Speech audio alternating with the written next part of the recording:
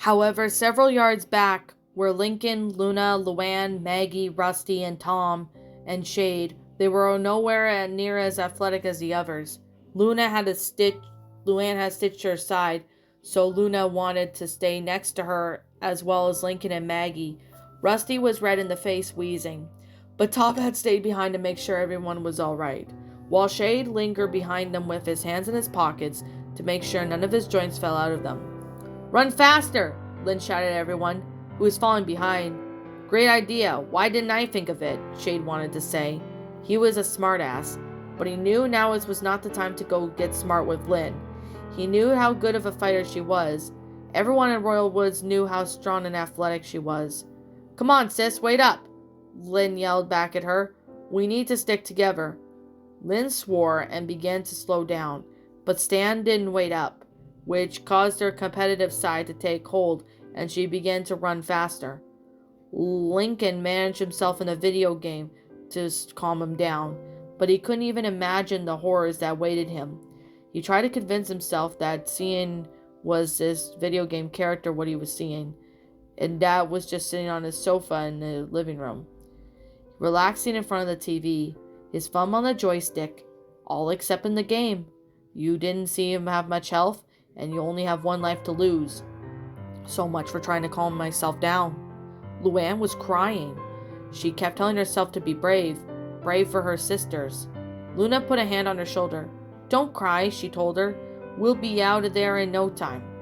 "I wouldn't be so sure," Shade said, and Luna shot him a death glare as he knew not to say anything else. "It's not just that," Luann said. "We're going back to the high school of all places. The place where Lori and Lenny—" She trailed off and began to breathe heavily. "Wait!" Luna shouted up ahead. Everyone stopped and looked back, except for Stan, who carried down the road. Lynn also stopped, looked back, and began to bounce one foot at a time, keeping herself from moving. "What is it?" She asked, saw Luann hyperventilating. She quickly rushed over to her. "You okay, Luann?" Lincoln asked worriedly, but she was breathing too heavily to answer. Luann rubbed Luann's back and uttered the words of reassurance. "Deep breaths," Lynn told her, and placed her hands on the chest and stomach. "I'm scared," Luann finally said. "That's the understatement of the century," Shade said under his breath. He wondered if giving her a puff of his marijuana would help her relax, but then again he hated to share.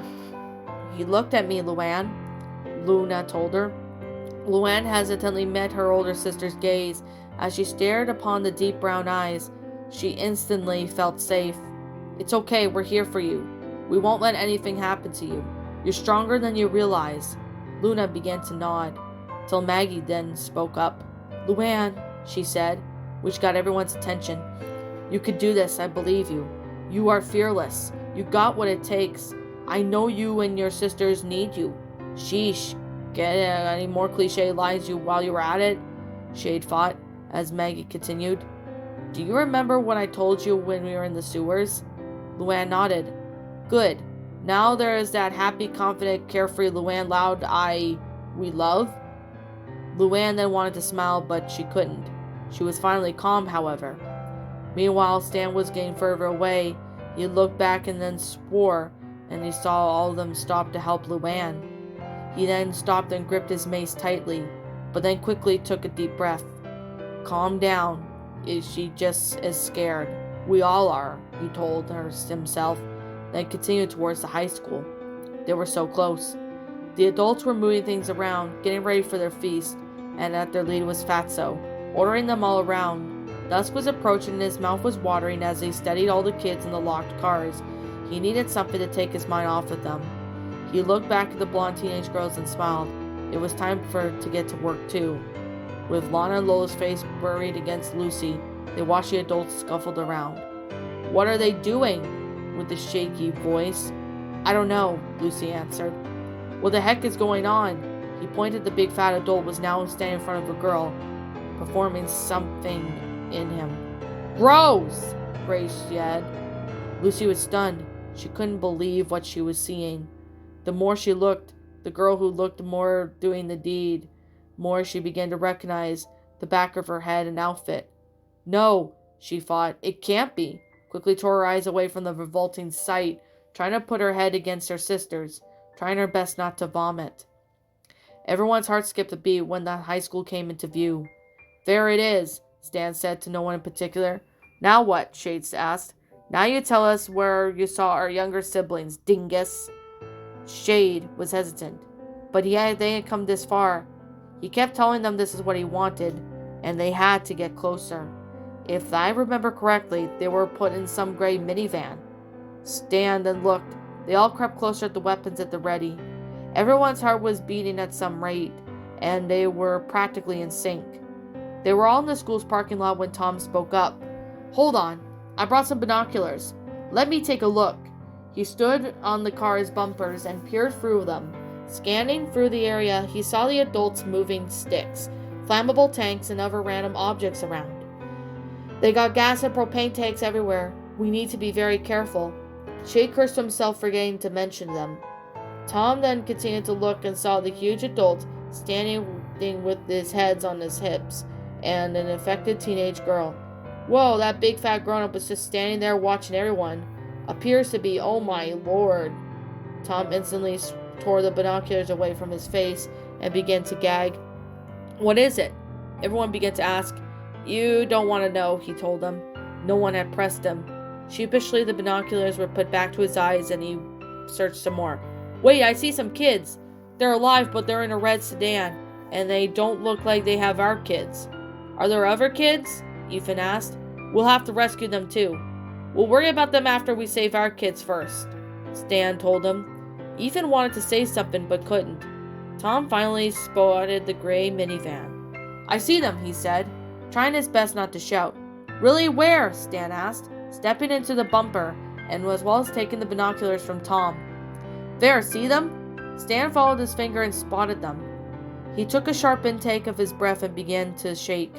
Where are they? Do you see our siblings as well? Luna asked. Yeah, I see them. They all appear to be all right. Yours too, Rusty. Then what are we waiting for? Rusty said. Let's charge. Hold it, Stan snapped. This isn't like one of your video games where you could just charge and hope for the best. We need to plan carefully, Stan said, as he carefully wanted nothing more than to charge over the adults and slaughter them all. I've got an idea, said Ethan. We're all ears. How about I go over to the other side of the field and yell and scream and draw their attention? Are you nuts? Jake exclaimed. I just might be. I can outrun them, can't I? I'll be fine. Lexi put a hand on Ethan's shoulder. Are you sure about this, dude? Not really, but does anyone have better ideas? No one said anything. Then it's settled, Stan said. We'll wait here while you make your move. Ethan nodded. Here, take my whistle too, Tom said. Ethan thanked him and snuck away. They all continued to study the group of grown-ups, waiting for the sounds of the whistle. Luna, Luann, Lynn, and Lincoln held hands. Lincoln, Luna said, are you sure you can do this? Lincoln took a deep breath. I have never been so sure of anything else in my entire life. Luna then nodded, and with that they waited, tightly gripping their weapons, bracing themselves for a possible fight. Fatso had finished, and he shoved the blonde girl away and pulled the other girl's pants back up. Now all he could think about was eating the children. He looked around the other adults, getting things ready, and the kids stared at the car. He soon kept telling to himself, soon, very soon. In the minivan, Lucy was watching adults scuffle around, and then Brick and Grease Monkey wandered over to the car. Behind him was a grown-up wearing a police uniform. She noticed that he still had all of his items on his belt, including the gun. Grease Monkey had that same malicious smile on his face, while Brick was stone-faced. He was still clutching a brick. Grease Monkey pounded on the roof of the car to get Lana's attention. He looked up and burst into tears when she saw Grease Monkey leering down at her again. It was just hopeless. No one was going to rescue them. Just then a noise began to fill the air. It was filled with a sound of a whistle blowing. Everyone's heart skipped a beat. What's that sound? Rocky asked. No one answered. Grease Monkey and Brick both looked up at Fatso, who was howling and pointed at the end of the football field. There was a kid wearing a blue jersey with the number 18 on it, blowing a whistle and jumping and waving his arms like a madman. Several adults began to make their way towards them, prompting him to flee. Grease Monkey and Brick began to follow the other adults. The police officer tried to join them, but Brick had stopped them and pointed at the minivan. The guard grunted and walked back towards the car to guard it. "What's going on?" Lana asked. No one knew anything. Fatso watches the other adults chase the kid he felt more than comfortable with. It was just one kid. How many did it take to catch and kill one kid?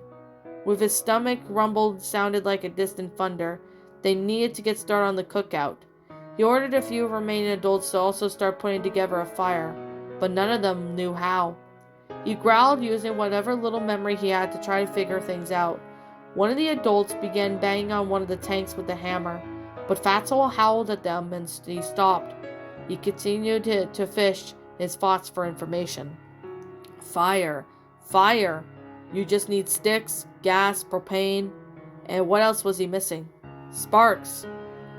That's it. They needed a light, but where would they get one? He was so lost in thought that he didn't even notice the kids creeping up into the field. "Okay, I think most of them are gone," Stan said. "We need to hurry." Everyone nodded. No going back now. Lucy was too focused. The fat adult noticed her sister at least a few yards away. Sally, however, noticed a movement from the corner of his eye. He looked back and squealed. She saw her brother and a few other kids sneaking towards them. She had placed both hands on the window and was now about to say something when Stan put a finger to his lips. She had closed her mouth and nodded. "What is it, Sally?" Lucy asked. Sally turned to a finger and put her finger to her lips. She wanted to tell them that Stan had come to rescue them all, but she kept quiet. "There's only one guard in the minivan," Stan told everyone. "Only one?" Lynn scoffed. "I'll take that bastard down," Stan whispered harshly. "No!" Tom brought a bow with him. "Let him do it." Lynn unwillingly relented. Stan looked at Tom, who nodded back, snuck a few feet away to get a good shot at the adult. He hid behind the car and took his aim with the bow that was about to let it fly when something tugged at his leg. He looked down to see a hand had extended out from underneath the car and was hiding behind it, which caused him to accidentally let go of the arrow, which missed the adult and it struck the windshield of the minivan. The grown-up flinched and looked to see Tom struggling to get the other adult that had him in his grasp. The adult bellowed and then pointed at the Boy Scout. Tom took out the hatchet and severed the head of the adult, and then began to run away as the adults chased him.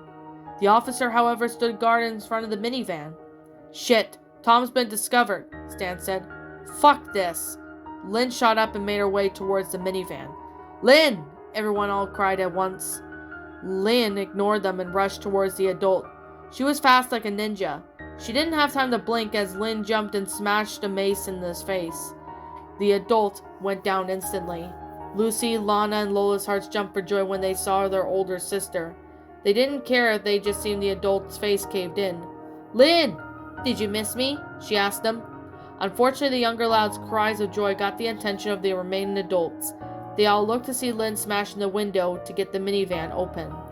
Fatso howled with rage and ordered them to kill the intruding kids. Even the blondes of his personal servants charged down the new arrivals. He was pissed. Nothing was going to ruin his barbecue. Nothing! Stan swore as Lynn's fellow siblings rushed past him, which prompted the others to follow. Now that there was really no going back, he charged in after them. After Shade held his hesitant to help, but he felt himself moving. He looked down to see his legs were walking towards the football field. "Stop!" he told them, but they ignored them. He made his way towards the battleground slowly. Stan and Lynn screamed at the kids to get out of the car, and they fumbled all with each other while trying to escape. All of them were cries of other kids begging to be rescued. Lynn couldn't care about them. As cold as she sounded, she was only there for her siblings. She swung mercilessly at several greens around her. She was then joined by her siblings. Luna yelled at Lincoln to run away and the others when he was about to notice another group of greens making their way towards them from behind. "Oh no, we're surrounded!" Lana, Lucy, and Lola began to panic. It was just like yesterday, only this time there were certain adults that would rip them apart. Rusty embraced Rocky, and then he noticed that the guy in the holster of the officer that Lynn killed. "Sweet! He pulled out the holster and began to fire at the crowd of greens. The loud bang caused the adults to retreat, which caused the passage doors to open in the parking lot. "We've got an opening," Stan shouted. "Come on." He gripped his sister's hand and began to make his way back, swinging at any adult that got too close. "I knew you'd come and rescue me, big brother. I just knew it," Sally said. Stan smiled down at her. "Of course I never let anything happen to you." Jake then noticed that there were still kids trapped inside their vehicles.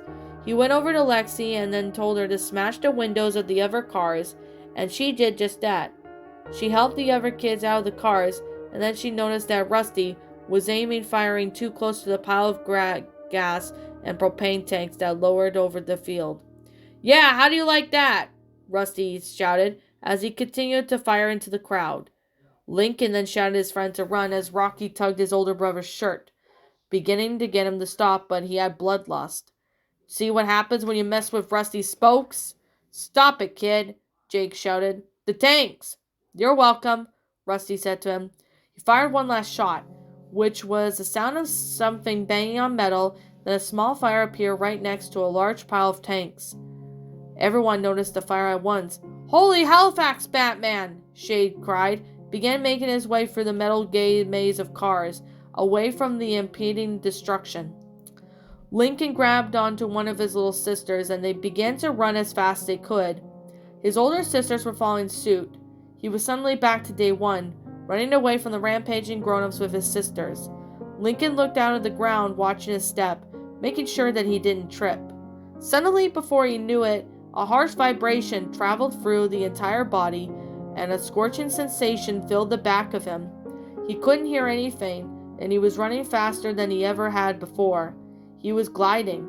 The ground below him was just a blur. He felt like he was watching a silent film. He felt his sisters flying next to him, and then noticed that he was rocketing straight towards the car in the parking lot. He tried to stop, but he couldn't control anything. He stuck his hands out and braced for impact, but before he reached the car, he was surrounded by a mess of tangled bodies, and then descended into darkness. Lincoln was in his bed, surrounded by his toys, his video games, his comics, and most importantly, his stuffed rabbit Bun Bun. He felt safe when he brought Bun Bun closer and closed his eyes, trying his best not to drift off to sleep. It was a quiet night in the Loud House, which was a rarity, but it didn't last long, because the next thing he knew, Luna kicked the door open and screamed Lincoln's name. Lincoln groaned. What could she want? Couldn't she see that he was trying to sleep? Why was she always so loud? Then Luann came into the room, screaming in a high-pitched scream. Lincoln groaned again. Why was she screaming? She wouldn't be telling a joke or something. He brought the covers to the head to block out the screams. Then Lynn rushed past him and pounded her fists to try to wake him up. "Dang it, Lynn! Why do you have to be so rough? My entire family, you have roughhoused me too much to force me to be your partner for whatever heck of sport you were into. Just give me a break, please." Next was Lucy.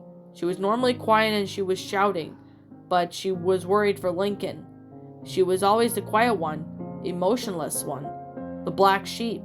Something she must have been wrong if she was shouting, but what? Finally, the twins showed up, Lana and Lola. Their screams were unmatched. Lincoln then could hear them ringing over his ears. Where did they came from? Lana and Lola continued to scream until they eventually got up to Lincoln's bed and began to jump up and down.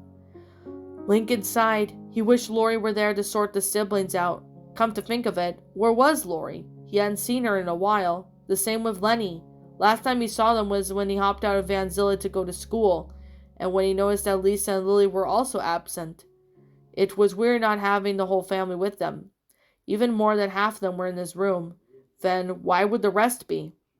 He tried his best to focus, trying to figure out where they could be, but it was so hard to do with everyone else screaming. Let's see, Lily's at elementary school. Wait, why was that? Maybe Lisa would know. He felt despaired as he thought of Lisa, something nagging at him. Dang it, why can't I remember Lori, Lenny, and Lisa are? The clouds were in Lincoln's mind, and behind them was the sun. He waited for them to part, began to move, shining clarity onto Lincoln. Come on, brain, don't fail me now. Let me remember. Let me remember where my other sisters are. The sun finally shone down, dried up all the confusion, as he suddenly remembered. Lori, Lenny, and Lisa were all dead. Lincoln! Lincoln's eyes suddenly shot open and saw his older sister standing before him. Looking down, their faces were overlaid with panic. Behind them was a massive fireball. What the? Lincoln then looked at the sides and saw Lucy, Lana, and Lola huddled together in a ball, staring at the blaze terrified. What happened? Lincoln wanted to say, but he couldn't. His eyes were ringing and ears, and his head was killing him. Get up, Lincoln! We need to get out of here! Luna shouted. Lana and Lola were also shouting, because Lincoln's head seemed to throb harder. Lincoln grunted and Lynn grabbed him by the arm and hauled him up. Move your ass! She shouted. A terrified expression sounded harsh. Lincoln wanted to cry. His head hurt like hell, and his vision kept getting blurry for brief moments. But he had to be strong for his sisters. Strong for them. He had to rescue them, and that's what he was going to do. His older sisters helped the younger Louds to their feet and told them to run as well. Lincoln then noticed that he was surrounded by bodies, all strewn about on the ground. There were some adults, some kids were. Lincoln wanted to vomit but fought the urge. He needed to focus on escaping. He returned to run with his sisters when he suddenly noticed his friend Rusty and his brother Rocky laying on top of a hood against a smashed windshield. Their eyes were closed and they were both embracing each other. He shouted for them to wake up, but he noticed that they'd been impaled by a long chunk of metal. They were dead. Lincoln brought up to his face and wiped the tears, snot dribbling down his face before he was running with his sisters. Several feet away, Stan was crawling on the ground, disoriented. The roar of fire singed him. He looked around desperately for any sign of his sister. He looked at the mace and picked it up, and when a pair of shoes came into view, the adult was standing over him. He quickly shot up and whacked the green again as hard as he could, sending the body twisting out of the way. That's when he saw his sister, lying on the ground dead. An adult was lying on top of her. Sally! Stan screamed as he made his way over to her.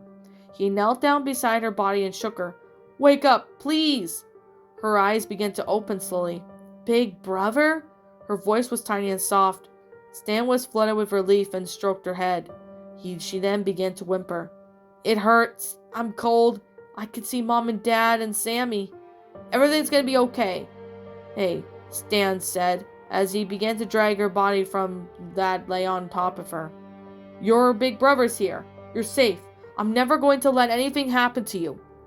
I love you. Stan's heart fell and stopped when he managed to pull her from under the dead body. The entire lower half of her body was missing, and trails had taken their place. She had looked back at Sally's face, and her eyes slowly closed, drifted off to one side. Her tears had stopped moving. Ringing around Stan's ears took everything. He collapsed next to his dead sister's body and screamed. He couldn't hear his screams, but he could feel them tearing at his throat. His neck strained, and he rocked back and forth and slammed his fist onto the ground, leaving dents on the earth. Suddenly another adult made his way towards him with his eyes fixed on Sally. It reached down, and Stan grabbed his mace and brought it down the preoccupied adults that had several times until it was nothing but mush. All around him were more adults beginning to rise and dawn by his movement. He continued to swing his mace at the approaching figures. Each swing was harder than the last. He was going to protect his sister's body down to his last breath. Holy shit, are you guys okay? Tom asked the Loud siblings one by one. Well, we're not all dead if that's what you mean by okay, Luna told him. Now come on, we have to get out of here. What about everyone else? The Boy Scout asked. Who cares? Lynn said. Tom shocked at her with a daring look. I do. Now do you see anyone? No, we don't, Luna told him. Look, I'm sorry, but I'm getting my family out of here. The smoke began to envelop around the field as the Louds continued to flee. Tom swore and he gripped his hatchet tightly and made his way back onto the field. He swung at every adult that made a grab for him. His eyes darted back and forth for any signs of life. He then spotted Stan swinging his weapon furiously as he was surrounded by greens. There were so many that Tom couldn't even see what Stan was defending. He called out to him, but there was nothing he could do as he took one adult with the furious swing and another adult made a grab for the mace. Stan and the boy then both tugged on each hand with the mace, when another adult wrapped his dirty hands around his shoulders and tried to take a bite out of him. Stan fought desperately to shake the adult off, but it was too strong. The kid twisted it, and it soon the other grown-ups crowded around him. Then a haze of a big black thick smoke back blocked off Tom's view of skirmish. "Stan!" Tom shouted one more time, but he knew that there was nothing he could do for him. He swore again, and then away at the loud siblings had gone. Jake was stunned. He had no idea where he was. At the moment he was helping kids out with Lexi, and the next he was on the ground covered in ash, blood, and debris. "Hello?" he called out, but there was no response. He was surrounded by smoke. He only listened closely for signs of life. Then he heard footsteps. "Hello?" he repeated, as he looked around nervously. The footsteps sounded heavy, yet he had no idea where they were coming from. Then the footsteps stopped, and of course Jake stood still, unsure of what to do or where to go. He felt his hands wrapped his neck and was lifted off the ground. He screamed whatever grabbed him, turned around, and it roared. It was the humongous fat adult that seemed to be in charge. Jake begged for his life between breaths, but it was a lost cause. His vision became blurry, and the last thing he saw was the angry scowl of the beast. Cooper woke up in the middle of the parking lot, cut and bruised, but all right. He looked and confused though. The last thing he could see next to Lynn climbing over the hood of the car, and then he gasped when he noticed a huge cloud out billowing at the sky. Tears began to fill his eyes. Could the others be dead? The other smoke made it hard to breathe as the other adults finally continued to move around the messy jumble of cars. Why the heck did the adults have to make a mess in the field? It felt as if they were in a junkyard. Lincoln noticed that one girl was there because of Luann was missing, Maggie, and so was Lucy's friend Grace. He wondered where they were, hoping they didn't suffer the same fate as Rocky and Rusty. He also wondered if his other siblings realized that they were gone as well. They soon reached a parking lot, and they were quickly swarmed by evergreens that had been attracted by another field of the explosion. Most of them had merged from the high school. Many of them were teenagers. The Louds were afraid that at any moment they see their oldest sisters, Lori and Lenny, but their thoughts quickly shifted to Luann, who was brought to the ground by an adult who leapt on her from on top of the car. Luna and Lynn were about to rush to her side, but more adults began to climb over the cars and pounce down the family. Lincoln held his younger siblings as Luna and Lynn fought off the greens that had pinned them down. Just then a figure emerged from the smoke by a smaller figure. It was Maggie and Grace. Lucy's friends stuck close behind the girl, who had stabbed the adult on top of Luann in the back of the head. The life went out for the adult instantaneously. She offered Luann her hand, who smacked it away, told her it was to help her siblings. Maggie seemed to be bothered by the fact that Luann didn't thank for grabbing her hand. She quickly shut it away and began to make her way towards the siblings. Luann and Lynn barely needed help, though, and quickly fought off the attacking greens. Luna and Lynn then turned back to their siblings, and Luna spoke. "Okay, let's keep going." They all huddled together and continued the advance, when suddenly an almighty roar traveled through the smoke, causing everyone's bodies to shake and rattle. They all looked to see a shape moving into the smoke. It was like a blob, completely undefinable, until it would emerge. It was the fat green with its arms spread out as it made its way towards the Louds. Its gaze were set on the Louds. They could tell that he was angry. He blamed them for everything. "Oh shit," Lynn said, which triggered everyone's legs to snap into gear. They made their way towards the opening that was free of cars and the evergreens as the fat adult stomped after them. The opening of the light began to end with a long tunnel. It was only a few yards away, but a few yards might have been a few miles. They were all dead tired, aside from Lynn, who kept running, telling them to run faster. But it was too late. The opening was blocked by more greens. Luna and Lynn held their weapons ready to take on the world. Lana and Lola began to cry as Lucy put her hands to her face. Luann, Maggie, and Grace stood next to Lincoln. They were shaking rapidly. Maggie tried to say something to Luann, but couldn't. It sounded as if she was trying not to cry. Lincoln wrapped his arms around his younger sisters and closed his eyes. A calmness swept over him. He had come to rescue his sister. They had almost succeeded, and at this time they got a hold of him one last time. They heard a sound of the Loud family was all too familiar with. An engine, the sound of heavy metal crashing against metal. Everyone looked at the direction the noise was coming from. Even the Greens and Fatso had stopped to turn his attention from the kids. That's when they saw it, crashing through a bunch of cars, knocking them down like a rampaging monster, destroying the building. A large green and white vehicle that flung into in front of it. The Loud family all gasped at once. It was none other than their family van, that they affectionately called Vanzilla. They could see Shade in the driver's seat, a huge grin stone on the face. He was driving the van straight towards the fat grown-up. The fat man sucked in through his mouth in the air and had his hands towards Vanzilla, but he was no match for the ancient tank of the vehicle. He basically exploded when the Vanzilla crashed into him. Everyone screamed as blood and guts and body parts were flying everywhere. Shade suddenly lost control of the vehicle, and the van went careening towards a light pole. Everyone stood and stunned in the driveway at what they witnessed. Mouths hung open. Even the adults were shocked. Fatso, their leader, without him, there was no sense of order. Shade then emerged from Vanzilla, all shaken but all right. "Come on and move your donkeys," he shouted, which broke the kids out of their stupor. They began to rush as fast as they could with a renewed amount of energy. They were going to make it. Shade created another light at the end of another tunnel. Lincoln looked over to his right to make sure his younger sisters were right by his side, even though they only looked for a second. It was just enough for a Green to reach out of the thick black smoke and snatch him up. He yelped loud enough to get his sister's attention. They all turned back to see him being held. Lincoln swung his arms and kicked at the Green that clutched him. His face was still obscured by smoke. "Lincoln!" His sisters all shouted at once. Lincoln continued to swat at the grown-up that held him. He could sense his older sisters rushing to help him.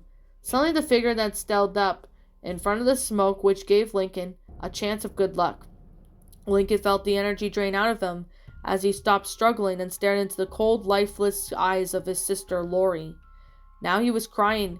All of his younger sisters screamed, as his older sisters yelled at Lori to stop, but she didn't even listen.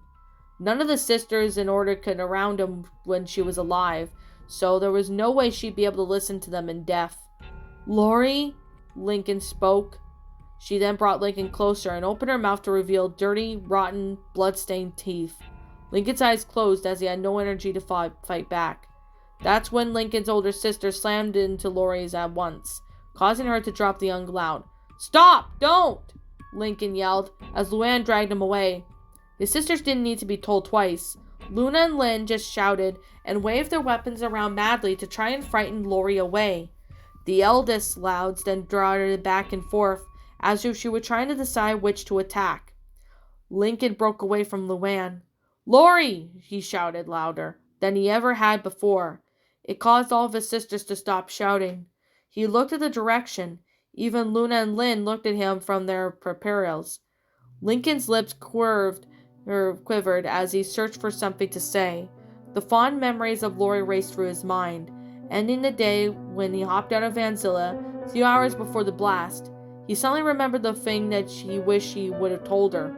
"I loved you." His sisters whimpered. Luann put her hands to her mouth, and both Lynn and Luna both stared solemnly back at their older sister. "Yeah, sis," said Luna. "We love you, all of us, and we miss you." Lori tilted her head to one side. "Yeah," Lynn spoke up. "I know there were several times where you got on our nerves and bossed us around, but we know you only did that because you loved and cared about us." Luann stepped forward. "Exactly. You're like a third parent to us, always checking up on us, making sure we're all okay. You were all like a lighthouse," Lucy said. "Always guiding us, give us a sense of direction." "Yeah, you're the best older sister ever, always putting up with us and being the best sister you could be," said Lana. "I always wanted to be just like you when I grow up," Lola said. "You were the real princess." Lori's eyes began to blink as her mouth continued to hang open. The Loud siblings all wondered what was going on. They all had been affected by all their kinds of things they said about her. But was the real Lori Loud hidden somewhere deep within consciousness of the infected teen that stood before them? Of course, the Loud siblings all wondered what was going on. They all had their things what they were said. The glimmer of hope was short-lived when the familiarity morphed back into angry, bloodthirsty scowl. She held her arms out and began to flounce towards Luna and Lynn. "Lori, no!" Lincoln shouted. Luna and Lynn began to back away. There was no hope for their sister, yet they couldn't bring themselves to hurt her. Just then, an arrow went straight through Lori's back of her head, stuck out of her eye sockets, as she stood only for a second, and then fell forward. The Loud family all screamed and cried at the sight of this. Luna and Lynn knelt by their fallen sister. There was nothing they could do. Then Tom came up to him holding his blow, and a satisfied look on his face. "That was close. Are you all okay?" They all looked at him with angry expressions and upset looks. Lynn was the first to accost him. "Why did you do that?" Tom's expression changed it to confusion. "Because that green was about to attack you, that's why." "That green was our sister Lori," Luna said. Tom looked at the diseased teenager. "I'm sorry, but she's not your sister anymore." Lynn grabbed a fistful of her shirt, cocked her head and arm back at him, but Luna stopped her. "Come on, Lynn. There's nothing we can do now. We have to get out of here." Lynn relented. The other Greens were starting to come back to their senses. All the screaming and crying had brought them back in reality and ignited their bloodlust. Luna yelled at Lynn and Luann to grade their sisters away, and while she and Lynn guarded the sides, Lincoln and Luann urged the younger Louds along. Lucy didn't need much encouragement, but Lana and Lola were reluctant. Lincoln had to pick up Lola and grab Lana's hand, and he last took a look at Lori, wishing that he had left with Vanzilla the morning of the blast was the last thing he ever saw her, because she still looked beautiful, not rotten, with an arrow sticking through her head. The Greens began to shift towards them. Shade began shouting frantically, trying to draw some of the Greens away, but most of them were focused on the kids that surrounded. The opening was closing, and they were about to be surrounded again. Luna, Lynn, Tom, and Maggie swung their weapons at several Greens. They were becoming overwhelmed. They always stood so closer to the end. Only a thin wall of adults separated them from escaping. Lincoln held Lola tighter as Lana wrapped her arms around his leg. His sisters fought and fought. Luann held her scimitar up and ready to be the last thing between her siblings and a certain doom. Just then, they just heard more shouts coming from behind the walls of Greens. The Greens heard it too, and most of them turned their heads towards the noise while the others could retreat. Could that be? Lincoln wondered. He then looked up to Luann, who was looking towards the voices. Then she saw her eyes widen and a huge smile relieved over her face. "What is it?" Lincoln looked at his sister, but before they could say anything, Luna and Lynn were shouting. The voices were coming from them as well. "Help us! We're surrounded!" Just then, Lincoln heard the sound of slashing, cutting, and chopping. He then looked away from his sisters to see a large group of kids attacking the horde of Greens. They were strong and well organized. The Greens who foolishly tried to attack them were immediately taken down. "Come on, this way!" a kid shouted. At once the kids from elementary school, they had wasted no time. The older Loud sisters, younger siblings along, swinging at any Green who came too close. Lincoln and his family were completely out of breath when they reached the safety of their new arrivals. They stood back up and watched the kids remaining and finishing the few Greens. A girl walked up to them and asked if they were okay. They were all the Loud family. They all looked at each other and began to cry. Lincoln and his older sisters were, while Tom, Maggie, and Shade and Grace stood around awkwardly. They were finally safe. Then Tom stepped forward, extended his hand to shake the girl's hand. "Thank you so much for rescuing us, Stacy," she said, and shook Tom's hand. "Well, Stacy, I sure speak for all of us when I say this. I appreciate what you did for us." "Don't thank me. Thank Brock." "Brock? Hey, Tom," a voice said, and Tom felt like a slap on the back. The Boy Scout looked back to see him, Brock Howard, with a big grin on his face. "Brock," Tom said excitedly, "it's good to see you, man. Where did you come from?" Brock told him about how a few kids stationed on the roof of the middle of the elementary school saw their group run past towards the school towards the high school. He had worried because that day later they had saw a large group of adults shamble past towards the school. He decided to lead the group to what was going on, and when they had heard the explosion, so they double timed it and made it just in time to save who was left of the elementary school group.